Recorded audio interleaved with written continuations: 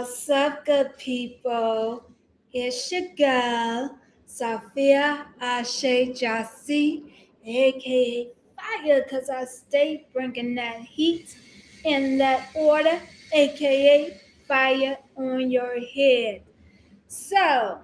I just wanted to the train is going right now, disorientating my thoughts. But anyway, I just wanted to come on here and tell y'all that the crow has finally landed. So I think for a couple of years now I have noticed that the crow, has been following me around. Like every time I walk by, it's in a tree or it's in the sidewalk and it keep moving with me. And at first I was like, I don't know if this is like a bad omen because you have like the crow, then you have the raven, what's that actor name? I can't think of it, but it's usually like a bad omen with the crow. But now I'm starting to think of the crow as like the anti-hero, as like the rebel. Like it's so much strength within the crow that I have come to admire and have been observing and embracing parts of myself because I know that there's I've been getting used to parts of myself that I've been running away from because of some challenges that I have had that I had to learn how to navigate through so I can learn how to live a comfortable and successful life. And I'm so proud to be entwined with the crow, for the crow to be one of my spirit animal, along with the Black Panthers. Black Panthers are so freaking sexy, and yeah, but another thing that like I want to talk about because like I've been learning how to embrace my fears. Cause like ever since November of last year, I've been watching my bank account balance dwindle down, and for a long time this fear has taken hold of me, controlling me, leaving me stuck and in my place, and being and operating from a place of desperation and lack. And now that I know that like because I'm extremely overly cautious, and I like to be in a space of stability and security. That is my comfort zone, but I have been so out of my elements these past couple of years, and I'm learning to use that fear and that circumstances to fuel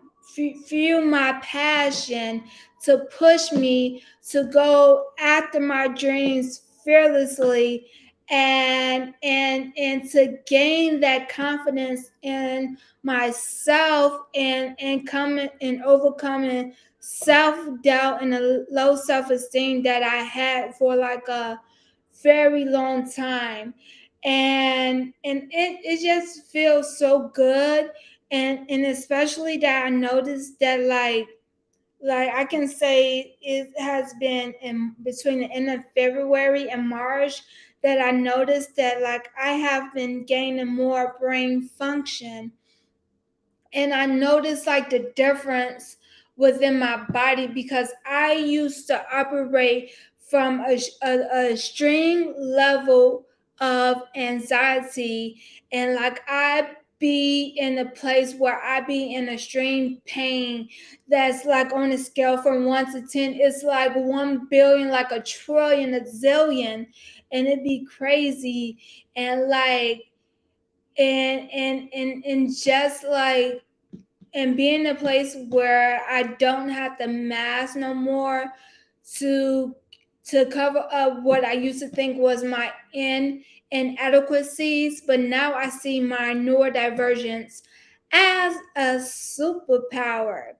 And I'm starting to embrace my awkward moments and to capitalize the moments where I notice that like I am overcoming my antisocialness and becoming more social, which is like extremely huge because in my car accident back in 2004, the right side of my frontal lobe was extremely damaged, and I learned that the frontal lobe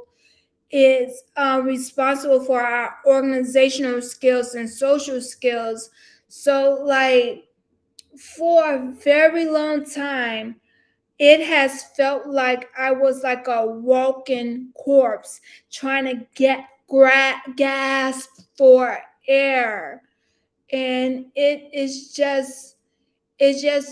feel so good to have this level of freedom, this to be in a space to fully know what it's like to be fully human, something that I have wanted for so long. And I also take note because like last year, November 18th, 2022, marked the 18th anniversary of like my car accident, of me being an 18-year traumatic brain injury. And of course, like Saturn had went had have went direct after being retrograde for so long, and in October of last year. And when that happened, I thought that my Saturn return was over and everything was going to be so peaches and creams for me. And when that didn't happen, it's just like I see further down in my depression, and like I was in the midst of worrying and when things was going to happen, and I'm just so thankful that like I stuck it out and that I'm fully present in the moment, and I made it to this period in my life where everything that I have worked so hard for is starting to come together. Even though I'm not at my final destination, but I can see the missing puzzle pieces finally appear. And now that the missing puzzle pieces are are starting to appear, it's just time for me to start connect them to so I can build so I can fully birth Black Girl Fire that I have been impregnated with for like over 10 years. So it's been a long time coming, and I just want to share the good news with y'all. And I'm so thankful. And I just want to remind y'all all to be kind and gentle to yourself and know that you have the full power to create your own reality and live by your own rules. And also,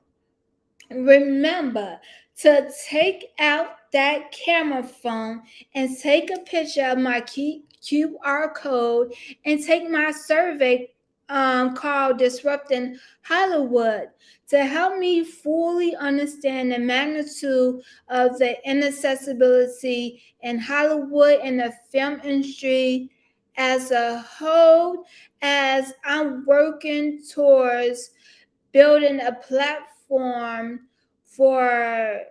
to for Black women who are neurodivergent that also have chronic illness, and just to disrupt Hollywood and the film industry, and to know how brilliant Black women who are neurodivergent and have chronic illness is because remember, neurodivergent is a superpower, and the superpower is creative geniusness. And